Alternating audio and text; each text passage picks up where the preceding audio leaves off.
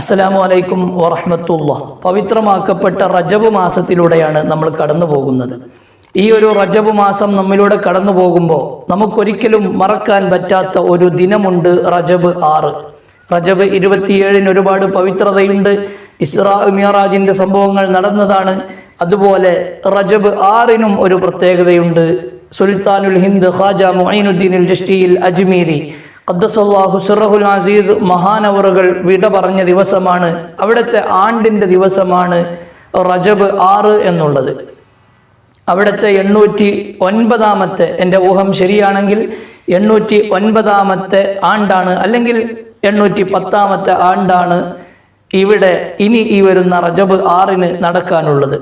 ഈ ഒരു സമയത്ത് മഹോന്നതരായ വലിയ അള്ളാഹുവിലേക്ക് അടുത്ത ആബിദും ആലിമുമായ ഖാജ തങ്ങളെ സ്മരിക്കാതെ അവിടുന്ന് നമുക്ക് ഈ റജബ് കഴിഞ്ഞു പോകാൻ പാടില്ല. അതുകൊണ്ടാണ് ഇന്ന് ഇങ്ങനെ ഈ ഒരു വിഷയം നാം തിരഞ്ഞെടുത്തതും ഈ വിഷയത്തെക്കുറിച്ച് പറയുന്നതും. അള്ളാഹു നമ്മിൽ നിന്ന് കബൂലാക്കട്ടെ, ആമീൻ. പറഞ്ഞു വരുന്നത്, മഹോന്നതരാകുന്ന ഖാജ മുഈനുദ്ദീൻ അൽ ചിശ്തിയിൽ അജ്മീരി ഖദ്ദസല്ലാഹു സിർറഹുൽ അസീസ് മഹാനവറുകൾ ഇന്ത്യയിലേക്ക് വരുന്നത് തന്നെ ഹബീബുന റസൂലുള്ളാഹി സ്വല്ലല്ലാഹു അലൈഹി വസല്ലമ തങ്ങളെ സ്വപ്നത്തിൽ ദർശിക്കുകയും അവിടെ നിന്ന് റസൂലുള്ളാഹി സ്വല്ലല്ലാഹു അലൈഹി വസല്ലമ തങ്ങൾ പ്രത്യേകം അറിയിപ്പ് നൽകുകയും ചെയ്തതിൻ്റെ അടിസ്ഥാനത്തിലാണ് മഹാനവറുകൾ ഇന്ത്യയിലേക്ക് വരുന്നത്. 40 ആളോടൊപ്പം ഇന്ത്യയിലേക്ക് വരുന്നു. ഇന്ത്യയിലേക്ക് വന്നുകൊണ്ട് ഒരുപാട് കറാമത്തുകൾ കാണിക്കുകയും അവിടുത്തെ സ്വഭാവ ശുദ്ധി കൊണ്ട് ഒരുപാട് ആളുകൾ ഇസ്ലാമിലേക്ക് കൂട്ടമായി ഇസ്ലാമിലേക്ക് കടന്നു വരികയും ചെയ്ത ചരിത്രം നമുക്കറിയാവുന്നതാണ്.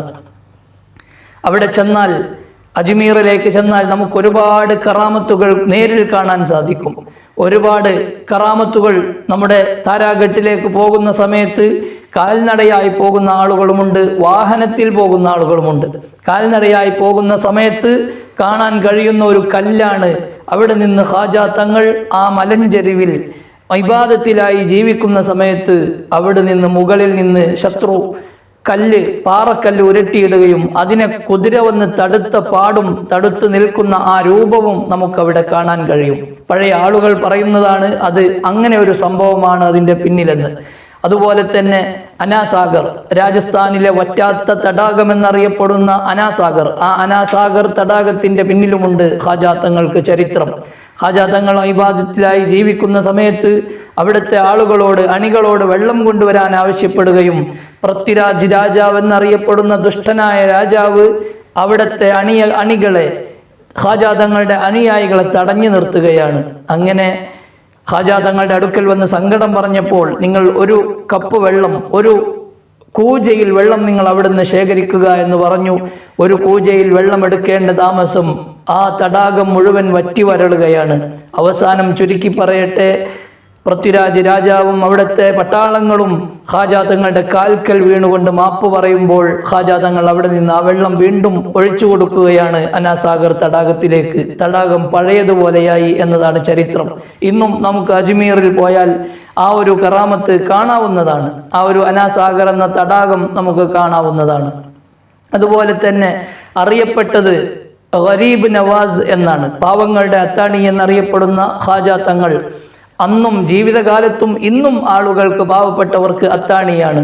ഒരുപാട് ആളുകൾ മഹാനവറുകളുടെ കാലത്ത് തന്നെ അവരെ ആശ്രയിച്ച് ജീവിച്ചു. ഇന്നും ആ ദർഗയുടെ ചാരത്ത് ഒരുപാട് ഫക്കീറന്മാരെ, ഒരുപാട് പാവപ്പെട്ട ആളുകളെ നമുക്ക് കാണാൻ സാധിക്കും. അവിടുത്തെ ചാരത്തിരുന്നു കൊണ്ട് അവിടുത്തെ മാത്രം ആശ്രയിച്ചുകൊണ്ട് ജീവിക്കുന്ന ഒരുപാട് മുത്തു മുഅ്മിനീങ്ങളെ നമുക്ക് കാണാനായിട്ട് സാധിക്കും. അവിടെ ചെന്നാൽ നമുക്ക് കാണാവുന്നതാണ് ഒരുപാട് കറാമത്തുകൾ. അതിൻ്റെ കൂട്ടത്തിലുള്ള ഒരു കാര്യമാണ്, മഹാനവറുകൾ വഫാത്താകുന്ന സമയത്ത് ഞാൻ അള്ളാഹുവിൻ്റെ ഹുബ്ബിലാണ് എന്ന് എഴുതി അവിടുത്തെ നെറ്റിത്തടത്തിൽ തെളിഞ്ഞു വന്നിരുന്നു എന്നുള്ളത് നമുക്ക് പല ആളുകൾക്കും അറിയുന്ന ഒരു കറാമത്താണ്. ഇന്ന് ആ ഖാജ തങ്ങളുടെ ദർഗയിൽ, ആ ദർഗയുടെ ചുമരിൽ അത് എഴുതി വെച്ചതും നമുക്ക് കാണാൻ സാധിക്കും. അതുപോലെ പാവപ്പെട്ടവൻ്റെ എല്ലാത്തരം ഉദ്ദേശങ്ങൾക്കും ഏറ്റവും വലിയ അത്താണിയാണ് ഖാജ തങ്ങൾ. ഏതൊരാളും ഒരു ഉദ്ദേശം വെച്ചുകൊണ്ട് ഖാജ തങ്ങളെ സിയാറത്തിന് പോയാൽ ഖാജ തങ്ങളെ മാത്രം ലക്ഷ്യം വെക്കുകയും ഒരു ഉദ്ദേശം പ്രധാനമായി കരുതുകയും ചെയ്താൽ ആ ഉദ്ദേശം നിറവേറ്റാനായി സാധിക്കുമെന്നാണ് നമ്മുടെ പഴയകാല ഉസ്താദന്മാർ, അനുഭവസ്ഥരൊക്കെ പറയുന്നത്. അതുകൊണ്ട് നമ്മുടെയൊക്കെ ജീവിതത്തിൽ വലിയ ക്ലേശങ്ങൾ വരുമ്പോൾ, നമ്മുടെയൊക്കെ ജീവിതത്തിൽ വലിയ ലക്ഷ്യങ്ങളും വലിയ ആവശ്യങ്ങളും വരുമ്പോഴും, നമ്മുടെ ജീവിതത്തിൽ വലിയ സന്തോഷങ്ങളും വരുമ്പോഴും നമുക്ക് പോകാൻ കഴിയണം ഖാജാ തങ്ങളുടെ ചാരത്തേക്ക്. അള്ളാഹു അവിടുത്തെ മദദ് നമ്മുടെ ജീവിതത്തിൽ ഉടനീളം നൽകി അനുഗ്രഹിക്കട്ടെ. ആമീൻ. പല ആളുകളും അവരുടെ പ്രധാനപ്പെട്ട ലക്ഷ്യങ്ങളും വളരെ കുടുങ്ങിയ വിഷമങ്ങളും പറഞ്ഞുകൊണ്ട് അവിടുത്തെ ചാരത്ത് ചെല്ലുകയും അതിൽ നിന്നൊക്കെ അവർക്ക് കരകയറാനും ലക്ഷ്യങ്ങൾ നേടാനും സാധിച്ചിട്ടുണ്ട് എന്ന് അനുഭവസ്ഥർ പറയുന്നത് കാണാം.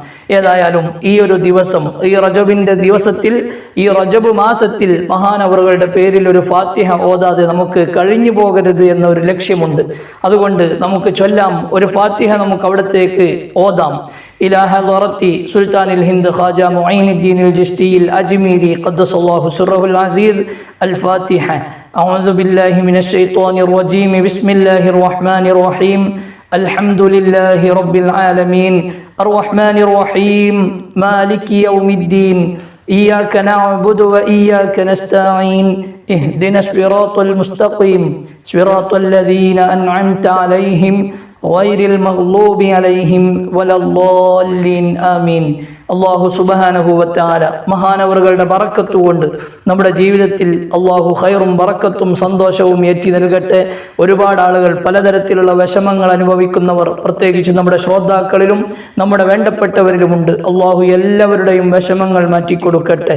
എല്ലാവരുടെയും ജീവിതം അള്ളാഹു ദുനിയാവിലും പ്രത്യേകിച്ച് ആഖിറത്തിലും വിജയത്തിലാക്കട്ടെ. എല്ലാവർക്കും അള്ളാഹു സ്വർഗം നൽകി അനുഗ്രഹിക്കട്ടെ. അള്ളാഹു അവൻ്റെ ജന്നാത്തുൻ നഈമിൽ നമ്മെ എല്ലാവരെയും ഒരുമിച്ച് അനുഗ്രഹിക്കട്ടെ. ആമീൻ യാ റബ്ബൽ ആലമീൻ. എല്ലാവരും പറ്റുന്നവരൊക്കെ അജ്മീറിലേക്ക് പോവാൻ പറ്റുന്ന ആളുകൾ അങ്ങനെയും, അല്ലാത്ത ആളുകൾ അജ്മീറിലേക്ക് സദാസമയം ഫാത്തിഹകളും നമുക്ക് ചെയ്യാൻ പറ്റുന്നതൊക്കെ ചെയ്യുകയും നമ്മുടെ ജീവിതത്തിൽ അവരുടെ ആ ഒരു മദദ് നേടിയെടുക്കാൻ, അവരോടുള്ള ആ ഒരു ബന്ധമുണ്ടാക്കിയെടുക്കാൻ കഴിയുകയാണെങ്കിൽ അത് നമ്മുടെ ജീവിതത്തിൽ വലിയ ഭാഗ്യമാണ്. അള്ളാഹു നമുക്ക് അവിടത്തോടുള്ള ബന്ധം നൽകി അനുഗ്രഹിക്കട്ടെ. അസ്സലാമു അലൈക്കും വറഹ്മത്തുള്ളാഹി വബറകാതുഹു.